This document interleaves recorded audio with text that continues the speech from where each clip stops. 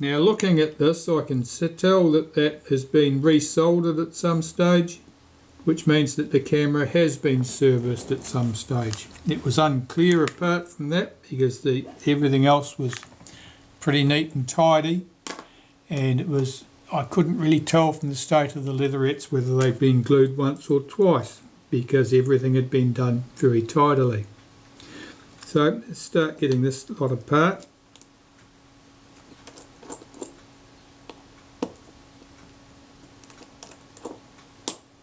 There are two tiny felt buffers under here for the mirror. Now they may or may not come off well. Later cameras had a leather pad there instead of a long strip of leather. We'll get these off.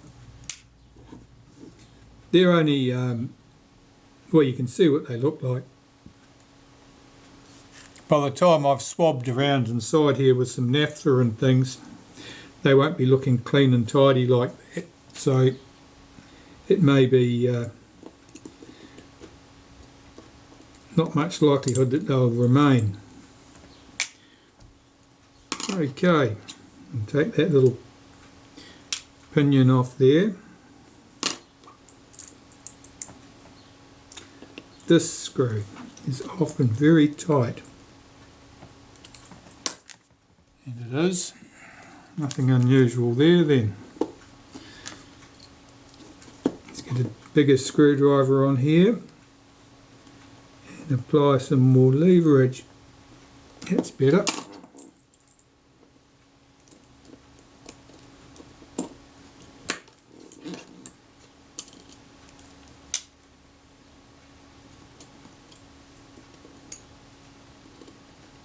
This is on back to front. Some uncertainty has been in here.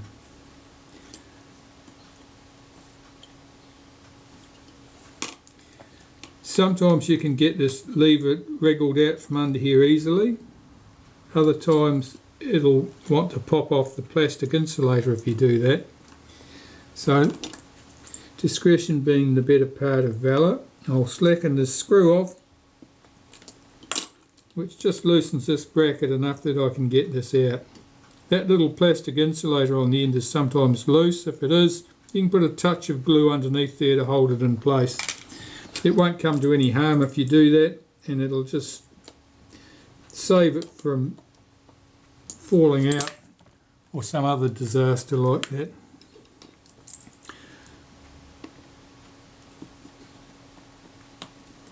Move that screw.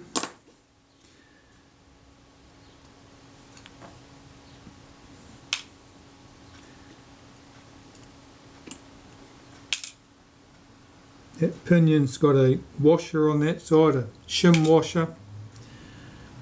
This is the little piece, the cam that swings round and opens the blades for viewing when you cock the shutter. That looks in good condition, and there's a tiny washer here underneath it which sometimes wants to come away and other times is stuck. Let's see if we can get it off. I don't want to lose it. Right, I've got to unsolder that wire there, and then there are 4 screws that hold the shutter assembly to the front of the camera. So I'll just go and get my soldering iron to work. Okay, 2 screws. One there. One there. Here, the easy ones you can see. There's also one down in here. And one down in here.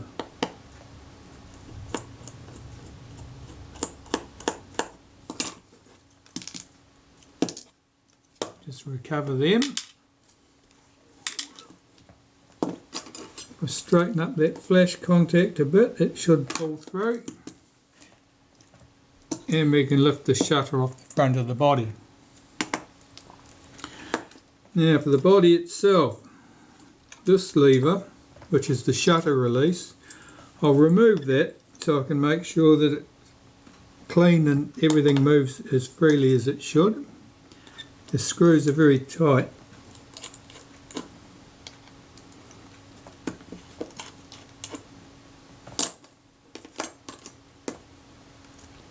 2 shoulder screws there.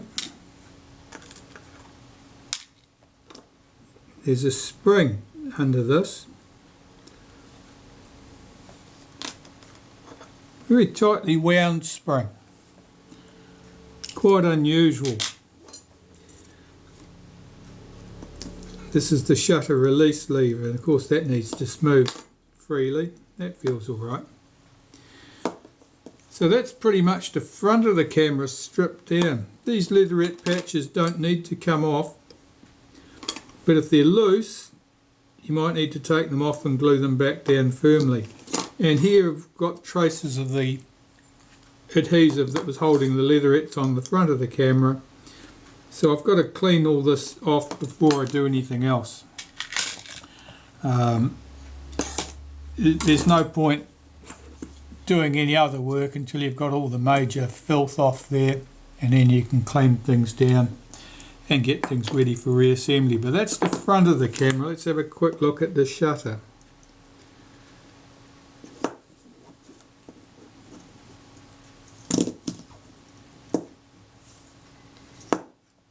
Nothing remarkable about this. It's quite common for the green paint to be somewhat missing off the flash sink lever. The screw heads here in particular is a bit damaged looking. That's a bit unusual. Looks like somebody's had a fight with that one. There are 3 screws that hold that in. If I swing that lever aside, I can get access to all of them, can I? Oh yeah, this is the one that hides. Right, so I'll get those 3 screws out.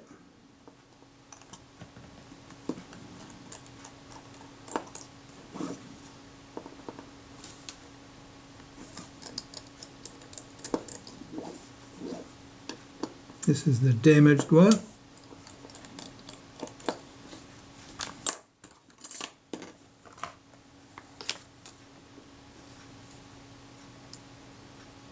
Yeah, a bit unusual. It's like somebody was trying to tighten it with a too small a screwdriver and their screwdriver cammed out. Okay, so this should come off. Here's our shutter. That's basically the shutter of this camera. And here's the lens mount. Now we've got a ball there, that's the detent for our shutter speeds. A little pinion here, which seems to be a bit sticky. Now that cocks the diaphragm, that opens the diaphragm. When the shutter cocks, that connects through to the lens and opens the diaphragm. We've got this shield, and that's in nice condition. And all of this is reasonably clean. Needs a bit of a clean, there's nothing awful about that. I'll pop those pieces to one side.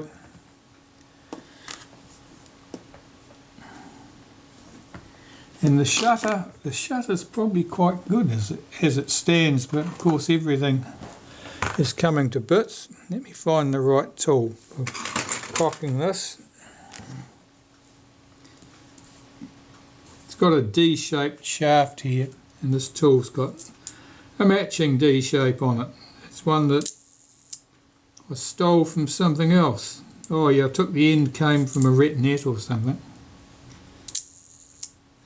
That certainly works fine. Let's see what the self-timer runs like.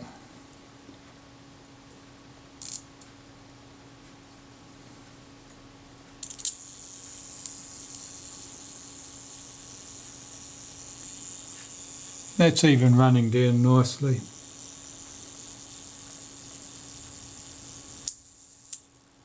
Yep, so that shutter is basically quite a good working shutter as it stands.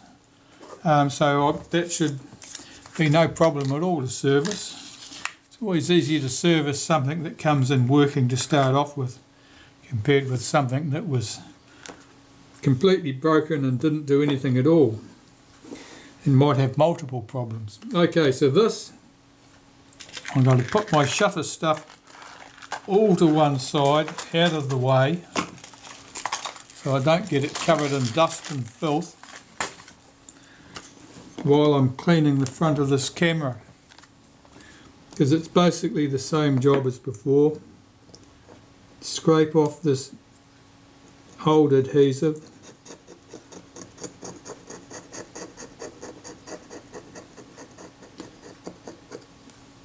I can't be as free with the solvent on this either, because there's a leatherette stripe up around here, and the solvent that I was throwing around before wouldn't do that any good at all.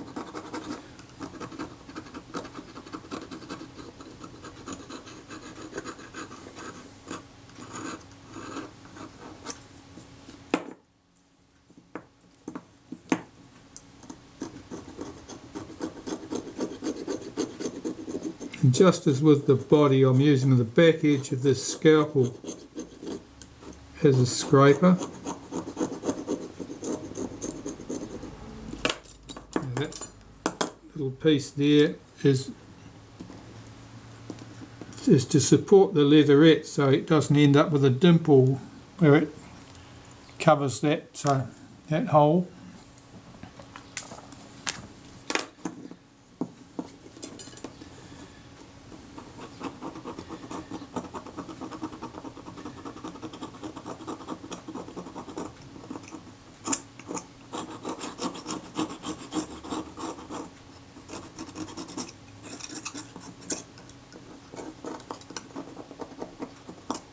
This old adhesive is a little bit sticky, a little bit greasy. It's not a nice surface. You certainly wouldn't want to be trying to stick anything down to it. Here I'm just using some naphtha on there now.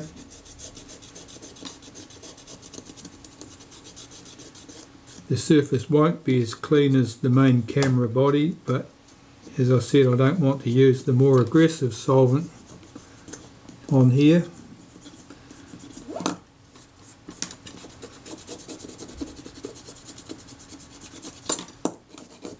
But it'll be good enough.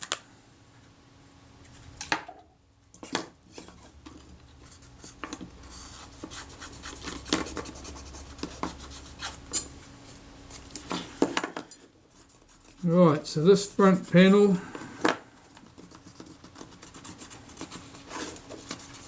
just need to make sure this is all clean.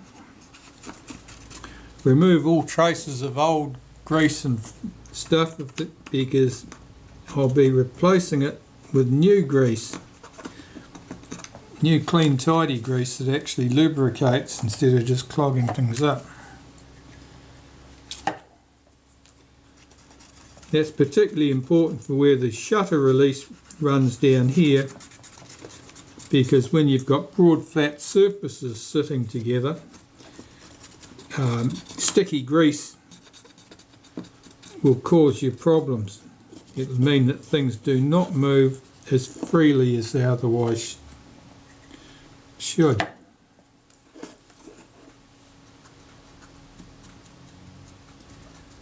Well, as predicted, as soon as I got this in place, the naphtha zoomed down that edge and just stained those little felt pads and made them somewhat less than pretty.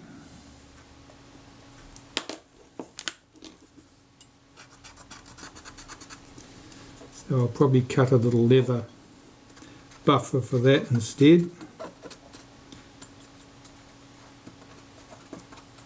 To here I just want to remove all the old grease really.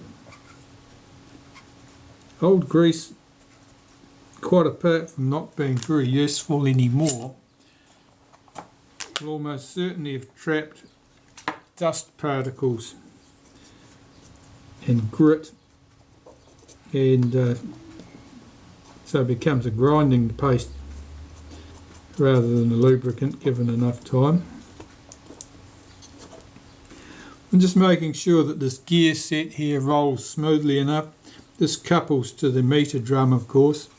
Now in the front here there's quite a bit of dust.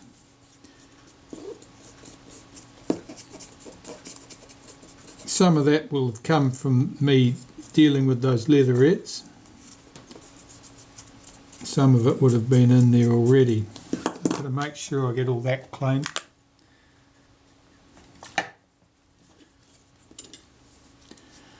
It's important to get rid of dust and other rubbish like that, not because it's causing an immediate problem where it might be lying, but because it'll migrate as soon as your back is turned to somewhere where it can cause you problems if you leave it there. And this chrome trim, I'm cleaning this because it's a bit marked and dirty. I'm not sure what's gone on there. It almost looked like corrosion, but it's not. It's just dirt, I think.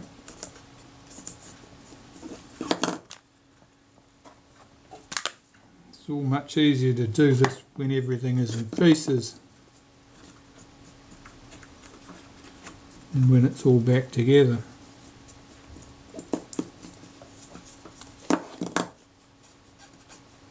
That piece of leatherette's a bit loose there, so I have to glue that back down before I put everything back together. Alright, that chrome trim looks nice and clean now. That's good. That's good. That's a good result.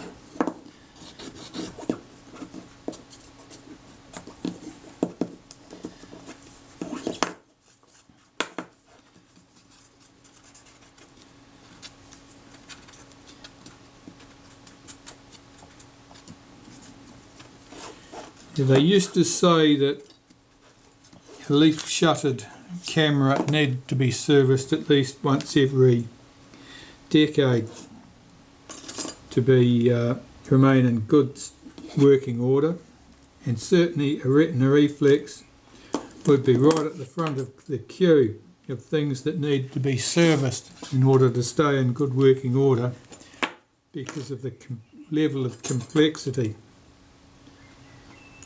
Now this little insulating washer that goes over the flash contact, I'm just scraping away old paint and glue that's on there, which it'll be getting a fresh helping when I put it back together.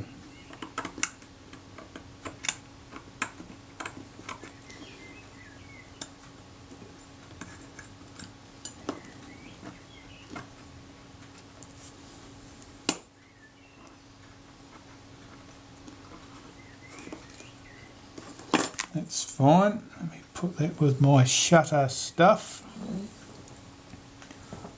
Put it over there.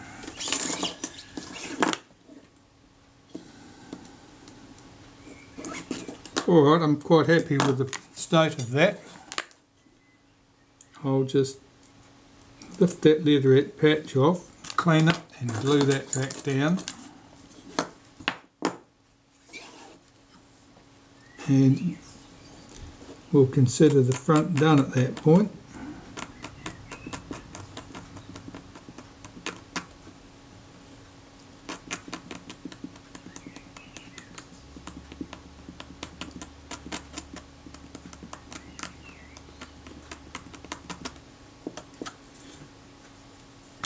If you're buying a Retina Reflex and these little patches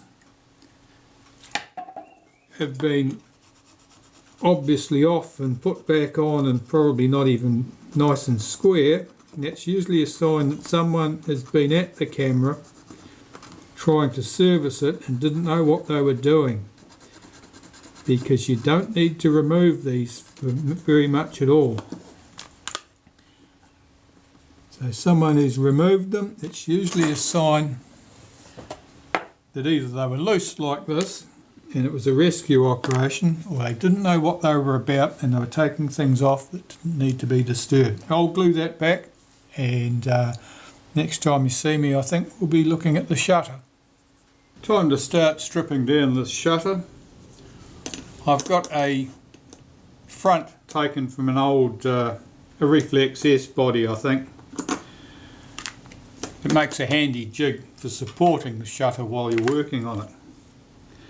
So first thing to do is to remove this retainer clip here.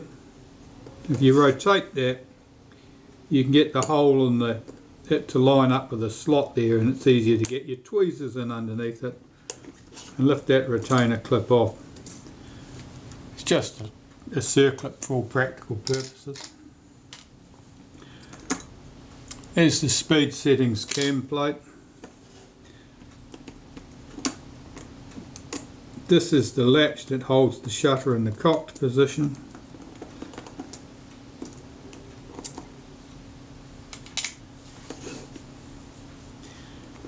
It's the internal rack. The pinion that cocks the main drive cam.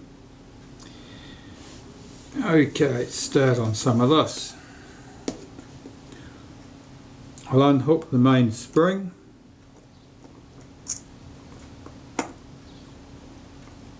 Let's have a look at that. That's very tired. That is a somewhat exhausted spring. You can see as this is 12 o'clock, that's around at 4 o'clock. That means it doesn't have enough tension at the end of its cycle to reliably close the shutter each time. It's not a terrible example because we know the shutter works, but it's far from ideal, and that'll have to be dealt with one way or another. So moving this round to the cocked position allows this arm to float, which means that the screw head here is uncovered and you can get at it with your screwdriver.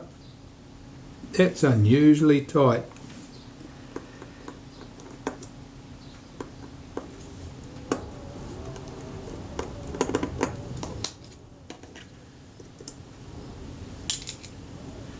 So carefully laying out all your parts so you know which screws went with everything. You can start taking the shutter apart. There's only one screw on the self timer.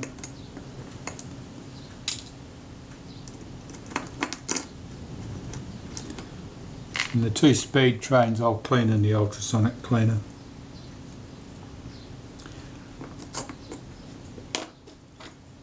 Unhook the spring here.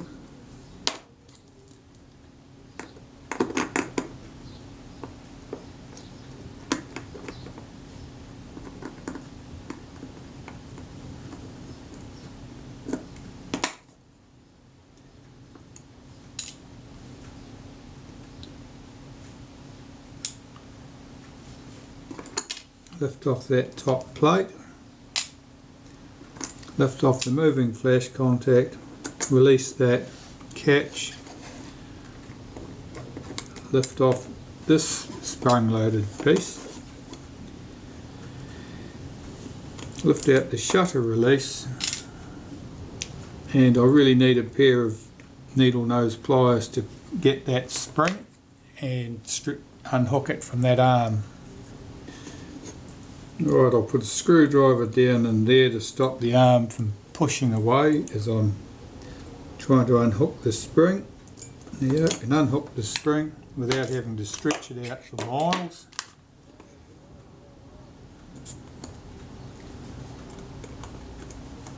Better lift that arm off. And the pallet wheel.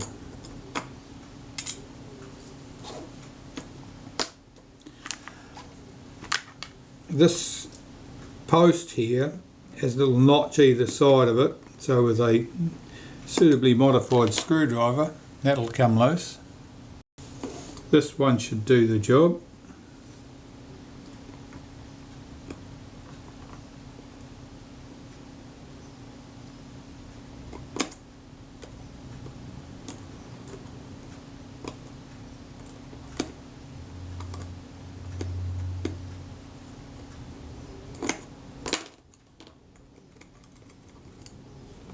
Note the spring on that. Lift off the B lever. Now we're down to some small springs.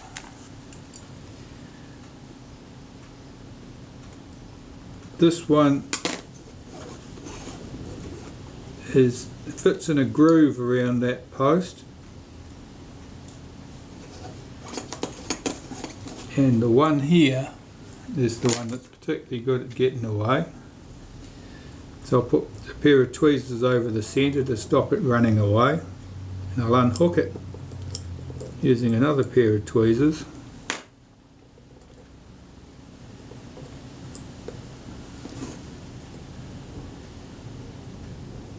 Carefully gathering it up, put that to one side. I'll remove this screw from the bracket that holds the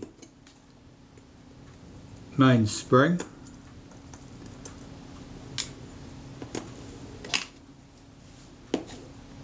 And lift the bracket away. I'll remove the main drive cam.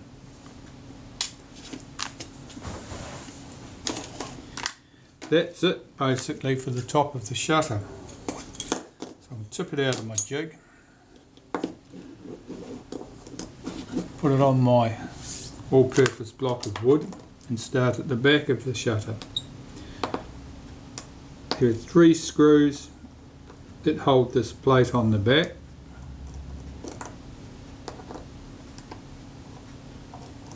Sometimes they are countersunk head screws, sometimes they are not, and they simply go into a little counter bore.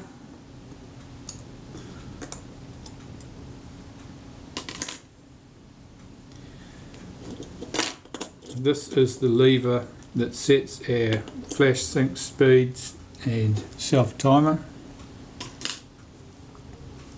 It unhooks considerably easier than putting it back. 3 screws hold the mechanism plate into the case.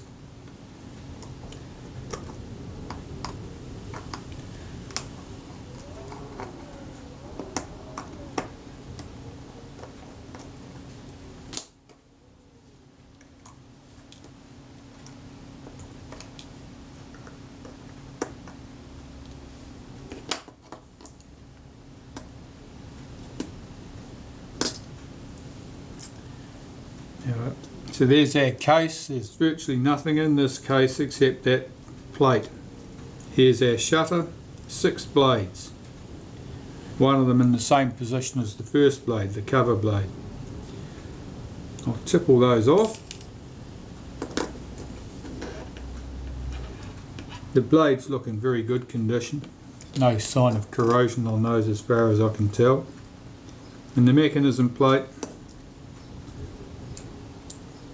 is a bit stiff in its action. It certainly wouldn't have helped in concert with the main spring being very tired. It would have been a little bit reluctant to complete. Though we know it did work, it's just a lot less than ideal. This action's too stiff. We'll strip this down. There's 2 more screws hold the lens tube in place.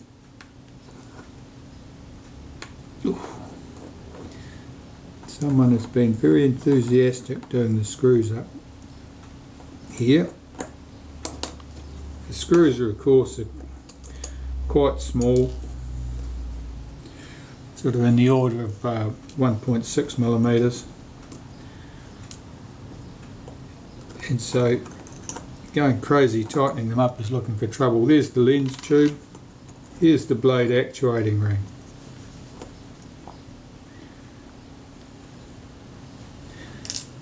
And here's the mechanism plate stripped down as far as we need to take that. Let's have a look at the case. Now, unless it's oily in here, there's usually no reason to remove this plate.